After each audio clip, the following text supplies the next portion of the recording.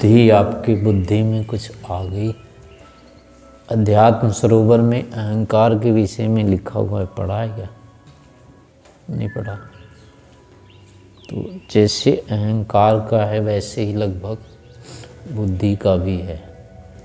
दो विभाग हैं, एक द्रव्यात्मक और ज्ञानात्मक। बुद्धि नाम ज्ञान का भी है। बुद्धि कहते हैं बुद्धि, उपलब्धि, ज्ञानम, अनुभूति, वृत्ति, मेधा, ये सब क्या है? पर्याय है। जो विशेष विषय का जो आभास होता है, किसी भी विषय का जो विशेष आभास होता है वो बुद्धि है। आभास माने कि पदार्थ जैसे बाहर होता है कहीं और लगता है यहाँ पर, यहाँ है, यानी पदार्थ का बिना संबंध होते हुए भी उसका लग जाना कि वो है। ये जो लगना है ना, ये बुद्धि है।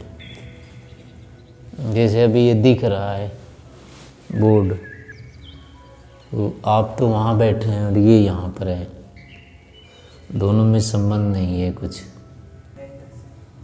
ये आपके अंदर नहीं है ना, लेकिन जहाँ ये है वहाँ तो नहीं है हो रहा है ज्ञान। आप जहाँ हैं वहाँ लग रहा है, तो वहाँ जो लगना है यानी इसका वहाँ होना, एक तरह से किसी बाह्य पदार्थ का अंदर जो होना है एक प्रकार से, वो होना क्या है? वो बुद्धि है। ये तो यहाँ पर है ना और आप वहाँ पर हैं, तो आपको इसके बारे में कैसे वो हो रहा है कुछ करना धरना? वो किसी तरह से हो गया, लेकिन है तो अंदर ना। हाँ, वही जो बोला आपने, वो जो हो रहा है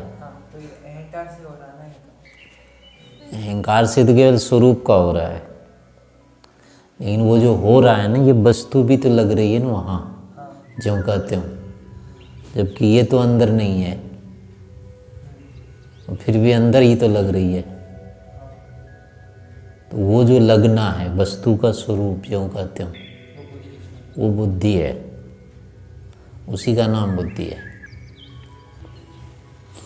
यानी जो पदार्थ बाहर हो सकता है, अंदर नहीं हो सकता है, वो जिस रूप में अब अंदर है, वो उसका बाह्य पदार्थ का जो आंतरिक स्वरूप है, इसको इस प्रकार से भी कह सकते हैं। बुद्धि तो वो बता रही है ना, कई आपने एक ही चीज़ तो नहीं जाना है, इतनी सारी चीज़ों को जान रखा है, वो मिलने नहीं दे रही है उसको। तो एक तो मिलना नहीं देना उसको, दूसरा है कि छांट रही है उसको कि ये ऐसा है और ये ऐसा है। और उस छांटने के अनुसार फिर उसको स्थिर किए हुए है कि ये ऐसा रहना है।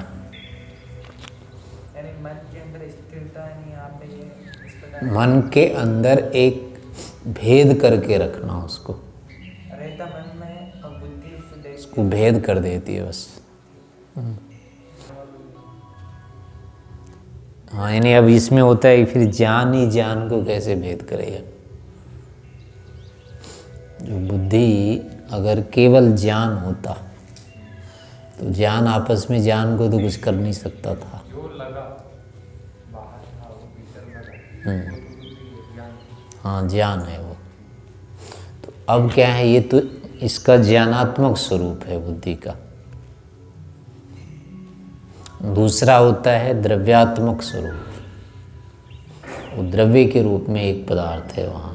ज्ञानात्मक बुद्धि द्रव्य में क्या अंतर है? ज्ञानात्मक बुद्धि यानी चलती रहती, उत्पन्न होती नहीं। ये किसी भी विषय के संबंध सन्निकर्ष से, इंद्रिय आदि के माध्यम से जो ज्ञान होता है, जो ज्ञान हुआ ये बुद्धि होती है। फिर इसके क्या होते हैं, जितने अनुभव होते जाते हैं निश्चयात्मक, उसके वो संस्कार वहाँ बनते जाते हैं। तो उस संस्कार की जो वृद्धि होना है, उसको भी कहते हैं बुद्धि की वृद्धि। जिसके पास जितने अधिक अनुभव होते हैं वो उतना अधिक बुद्धिमान कहलाता है, और जिसके पास जितने कम अनुभव होते हैं वो उतना बेवकूफ़ बुद्धिहीन कहलाता है। स्मरण शक्ति को बुद्धि कहते हैं। हाँ, स्मरण उसको होगा जो अधिक बुद्धिमान होगा। जो स्मरण नहीं कर पाता है वो बुद्धिमान नहीं होता है। फिर यानी उसको बुद्धिमान कह देते हैं जो किसी भी चीज़ को झट स्मरण कर लेता है। लेकिन उतने नहीं है केवल स्मरण करने ना, वो बुद्धि का एक भाग है, समझिए। स्मरण करके वस्तुतः यानी ठीक व्यवहार जो कर लेना है वो बुद्धिमत्ता का लक्षण होता है। वहाँ भी छटाई है फिर वो, ये करना है ये नहीं करना है। तो किसी भी हानि को, दोष को होने नहीं देना, और जो लाभ है उसको सिद्ध कर लेना, ये बुद्धिमत्ता का लक्षण होता है। जो हानि होने नहीं देता है और लाभ को सिद्ध कर देता है, वास्तविक में वो बुद्धिमान होता है। तो ये क्रिया भी उसी तरह से होती है, निर्धारण पूर्वक कि ये नहीं करने योग्य है और ये करने योग्य है। तो करने योग्य का उसके पास ज्ञान होता है। अब उसके अनुसार जो विषय आया, अब उसने फटाफट मिला लिया उसके साथ कि हाँ ये ऐसा है, और उसको फिर ग्रहण कर लिया, पकड़ लिया, याद कर लिया, मतलब या तो छांट लिया। तो ऐसे जो छांटना अब जिससे होता है वो द्रव्यात्मक बुद्धि होती है।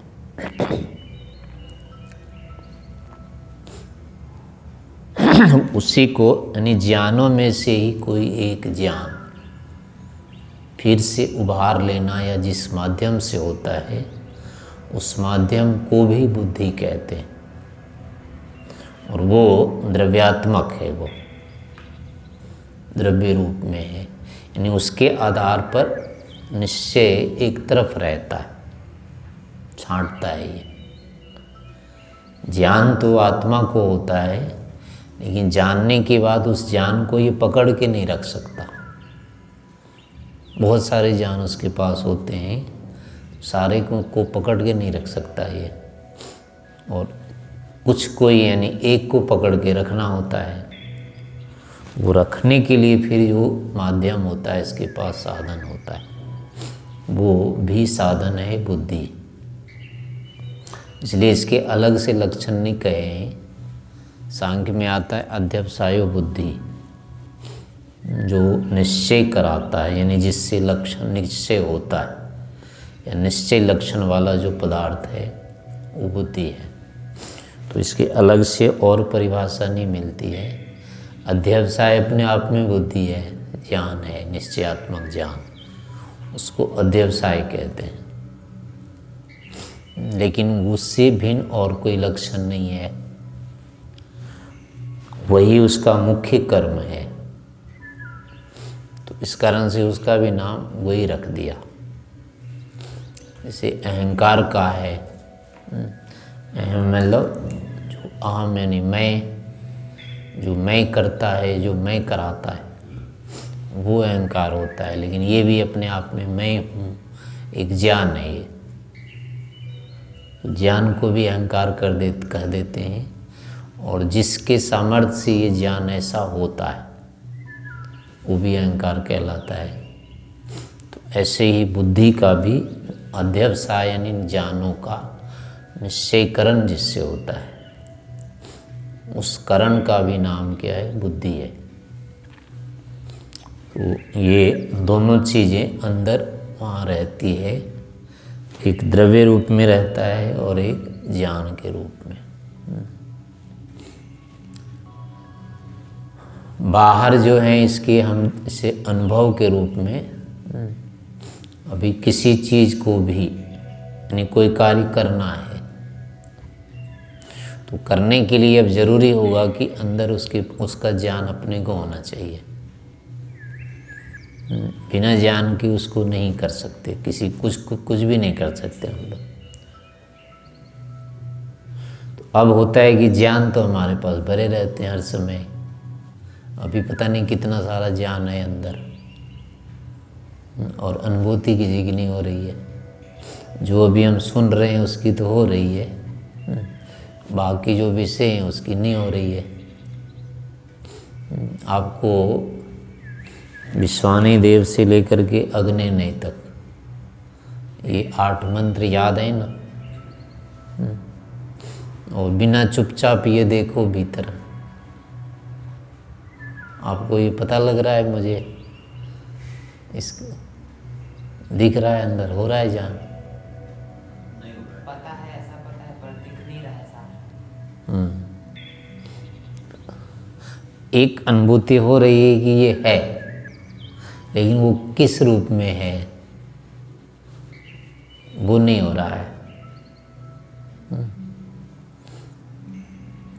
विश्वानी देव बोलेंगे, फिर उसके बाद हिरण्यगर्भा बोले, ऐसे क्रम से बोलते जाएंगे तो दिखता जाएगा सब एक एक करके, और वैसे दिखना बंद हो जाता है।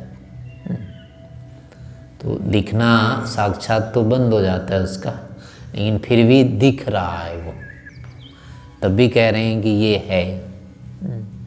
अब स्वस्ति पंथा मनुचर्य में ये है या नहीं है?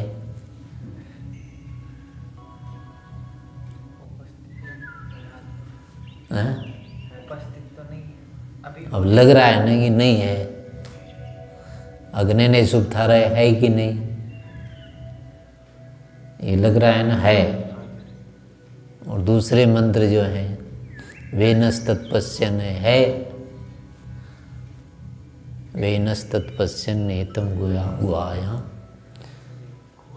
गुहासत यत्र विश्वम भवत्येक नीडम तस्मिन्निदं संच विचेति सर्वम स होता प्रोतश्च विभु प्रजासु। ये है, लग रहा है?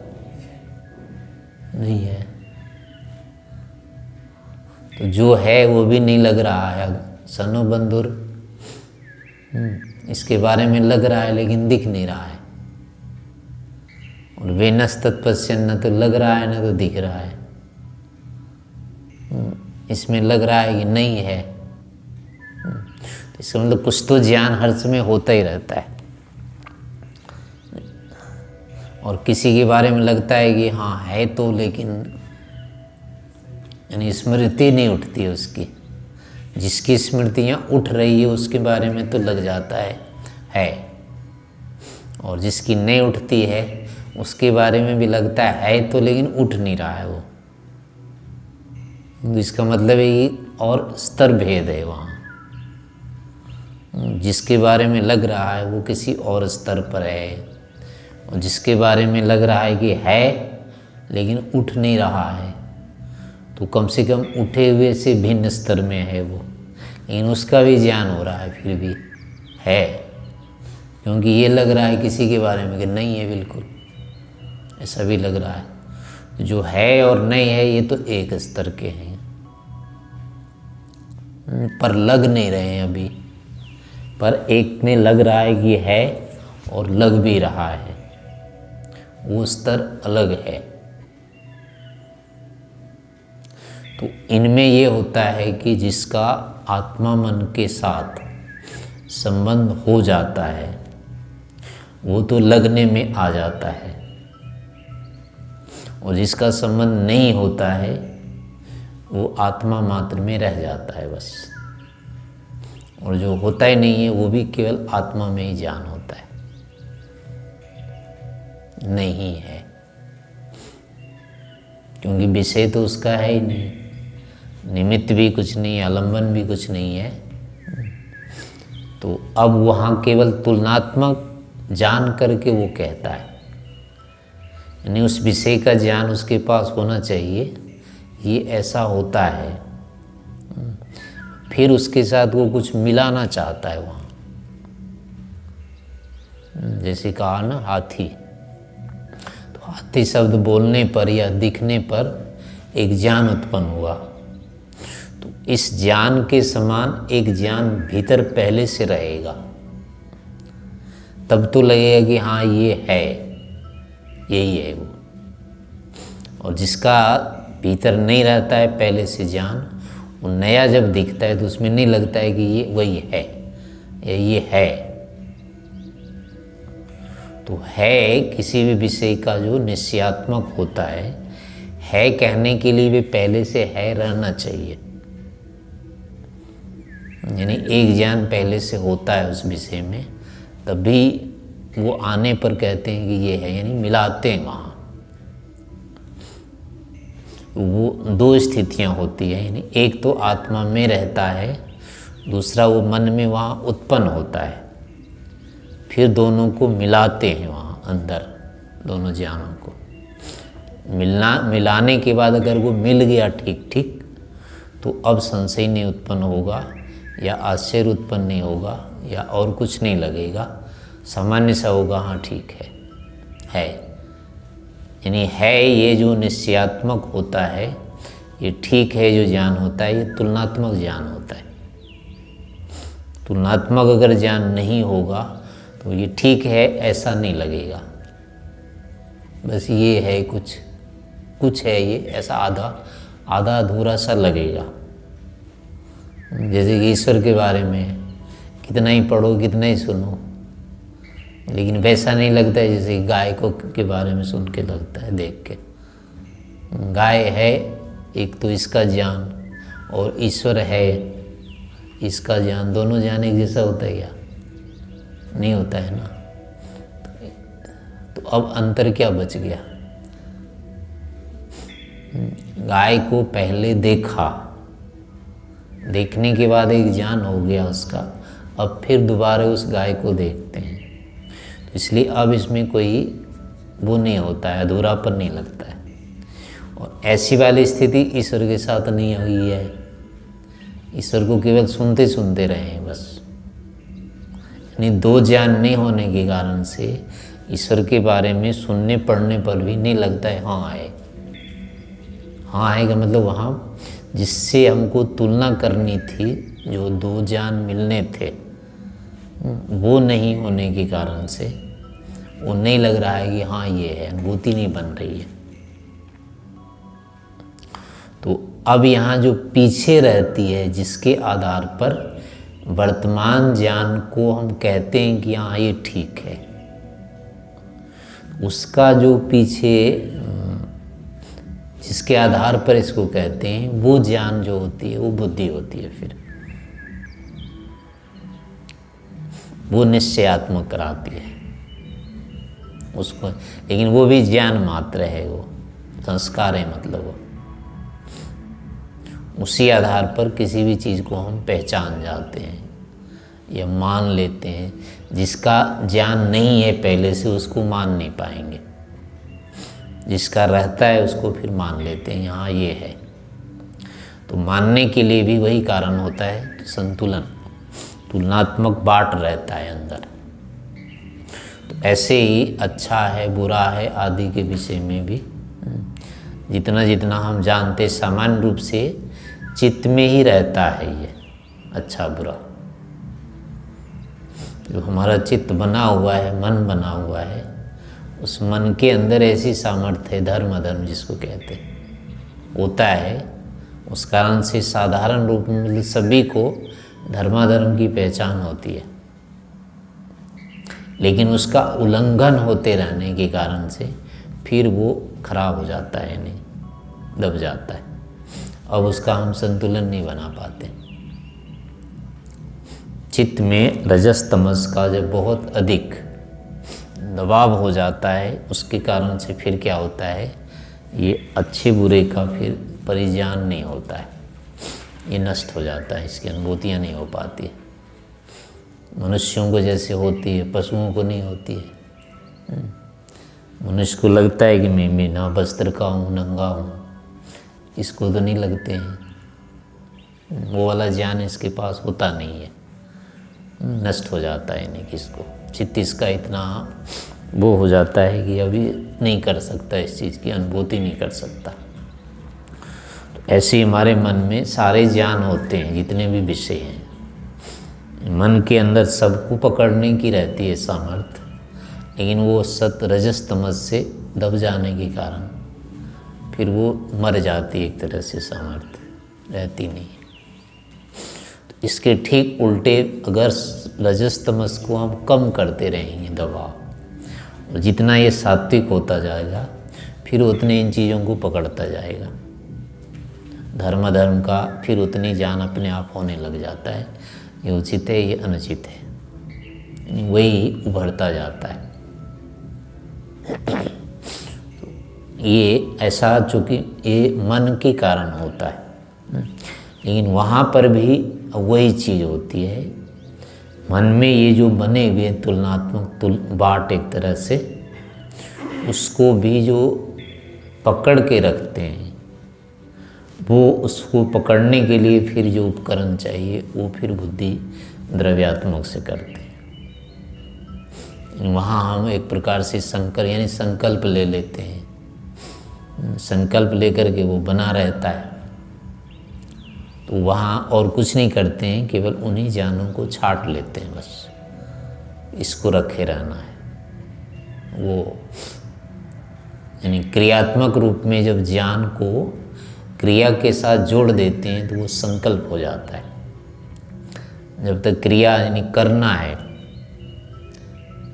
प्रयत्न को, यानी जब ज्ञान को यानी बुद्धि इच्छा उसको कहेंगे, इच्छा प्रयत्न को जोड़ देते हैं ज्ञान के बाद, तो वही क्या होता है, संकल्प हो जाता है। प्रयत्न के साथ अगर ज्ञान को इच्छा को नहीं जोड़ा, वो ज्ञान मात्र या इच्छा मात्र रह जाता है। ज्ञान के बाद इच्छा प्रयत्न को जोड़ा, वो संकल्प बन जाता है, यानी क्रिया, ये चीज़ हमें करना है बस। ज्ञान हो गया किसी के बारे में, लेकिन अभी नहीं कहा कि मुझे करना है ये, तो वो अभी ज्ञान है, उसका फल नहीं होता है। लेकिन जैसे ही उसको प्रयत्न के साथ यानी क्रिया के साथ जोड़ दिया, अब वो कर्म बन जाता है, वो उसका फल शुरू हो जाता है। कोई व्यक्ति कितना खराब है, उसको 10 गाली दे दो मन में, इतना उतना सब कुछ कर दो, उसको कोई फल नहीं होगा। तो ये संकल्प होते ही कर्म से कर्म रहेगा या इच्छा प्रयत्न से कर्म रहेगा? इच्छा से करते हैं, इच्छा से फिर संकल्प होगा, संकल्प से हाँ, इच्छा को जब क्रियात्मक कर देते हैं, प्रयत्न से जोड़ देते हैं, इच्छा और प्रयत्न का जब संबंध बना लेते हैं, वहाँ से वो कर्म हो जाता है। नहीं बनाया तो कुछ नहीं होगा। किसी व्यक्ति के बारे में कितना ही बुराई मतलब सुनते रहो उसको, लेकिन अभी उसकी प्रतिक्रिया नहीं मानी, इसके बच के रहना है या क्या करना है, ऐसा कुछ नहीं किया अभी, तो कुछ नहीं होगा उसका। से अनुकरण करते हैं, गाली देते हैं, कुछ भी मन में सोच लेते हैं सब, ये ऐसा ऐसा ऐसा ऐसा ऐसा ऐसा है, यानी जब तक कह रहे हैं कि ऐसा है, उसका कुछ नहीं होता है फल। और जैसे ही करेंगे कि अच्छा फिर तो ये करना चाहिए, वहाँ से वो फल हो जाता है। तो ये जो फिर करते हैं, यहाँ बुद्धि का काम शुरू हो जाता है। ज्ञान एक तरह से हो रहा था, ज्ञान चल रहा था, लेकिन जैसे ही अब उसका प्रयोग करेंगे, कर्म के साथ जोड़ेंगे, तो वहाँ बुद्धि यानी जो द्रव्यात्मक बुद्धि होती है, उसका क्षेत्र शुरू हो जाता है। कर्म के बाद, संकल्प के बाद। हाँ, यानी ज्ञान को कर्म से जब जोड़ने लगेंगे, वहाँ अब निश्चय करना पड़ेगा कि हाँ ये करना है। तो उसमें अब कई ज्ञान थे, उसमें से एक ज्ञान हो जाएगा ये करने योग्य है। तो उचित के बारे में अगर कर लिया निर्णय वहाँ, तो अब वही बुद्धि का लक्षण हो जाता है। और गलत निर्णय हो गया वहाँ पर, तो वो बुद्धिहीनता के लक्षण फिर हो जाते हैं। तो ऐसे अंदर जो है ज्ञान का या संस्कारों का कहें, अंदर ज्ञान तो बचते नहीं है ज्ञान रूप में, वो उत्पन्न होता रहता है। स्थिर रूप में तो संस्कार ही रहते हैं। तो उन संस्कारों को जो नियंत्रित करते रहना एक प्रकार से, यानी जिसके द्वारा हम उन संस्कारों को पकड़ के रखे रहते हैं भीतर, वो द्रव्यात्मक बुद्धि है हमारी, उससे हम पकड़ के रखते हैं। तो ये जितना मतलब ज्ञानात्मक भाग रहेगा, यथार्थ यानी जो ज्ञान होता है, संस्कार, उसको जो हम पकड़े रखते हैं उतनी हमारी बुद्धिमत्ता रहती है। छोड़ते जाते हैं जितनी, उतनी हमारी बुद्धिहीनता होती चली जाती है। तो इस प्रकार से बुद्धि का प्रयोग होता रहता है। और वो जो कहा है बुद्धि ज्ञानेन सिद्ध्यति, शुद्ध्यति, बुद्धि की जो शुद्धि होती है वो ज्ञान से होती है। तो वहाँ का मतलब होता है कि यानी अनुकूल प्रतिकूल दोनों तरह के ज्ञान होते रहते हैं। तो उनमें से अब जो ठीक परिणाम देने वाला ज्ञान है वो जो बढ़ता जाता है और उसको संग्रहित यानी संकल्पित करते जाते हैं, तो वही संकल्पित करते जाना, इससे ये होगा, ये ठीक है, ये नहीं करना चाहिए, ये करना चाहिए, ये जो होता जाता है, इसी से वो फिर बुद्धि, वही बुद्धि की शुद्धि है वो। हाँ, यानी उचित ज्ञान होने पर संकल्प हो जाना, ये तो करना है। यानी शुद्धि नाम की कोई गंदगी नहीं होती है वो। हाँ, यानी जो करने योग्य है ना वहाँ प्रयत्न, उस प्रयत्न, उचित प्रयत्नों का ही संग्रह या संकल्प जो है वही है बुद्धि की शुद्धि वहाँ।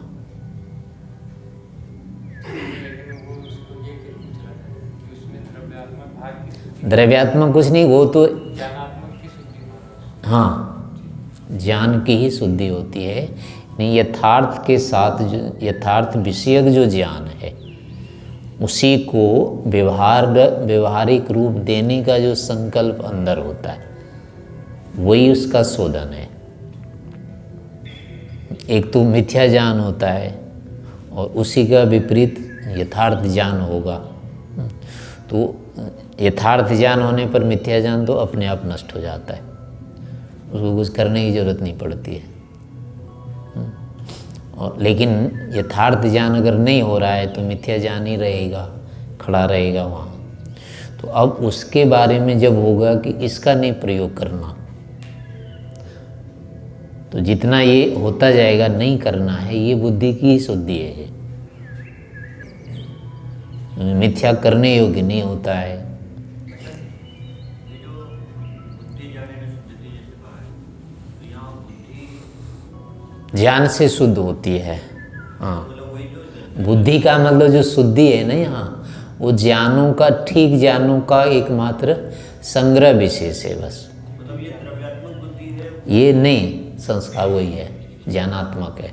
ज्ञानात्मक बुद्धि है, उसको द्रव्यात्मक शुद्ध करते हैं। हाँ, वो द्रव्यात्मक से तो वही मतलब केवल विभाजन कर लेते हैं उसका, और कुछ नहीं करते हैं। वो गलत नहीं होता है कभी, वो तो जैसी वैसी रहेगी। ज्ञानात्मक को द्रव्यात्मक से शुद्ध करते हैं। हाँ, क्योंकि ज्ञान की जितनी मात्रा वहाँ बढ़ेगी उसके आधार पर आत्मा जो है निर्णय ले लेगा। वो बुद्धि भी तो चूँकि आत्मा के ही माध्यम से चलती है ना, वो अपने आप तो कुछ करती नहीं है। नहीं, द्रव्यात्मक इस तरह से मशीन वहाँ नहीं है कि वो अपने आप करने लग जाए काम, उसमें भी आत्मा का वहाँ नियंत्रण रहता है। वो अपने नियंत्रण से ही उसको लगाता है, ये रखना है, ये नहीं रखना है।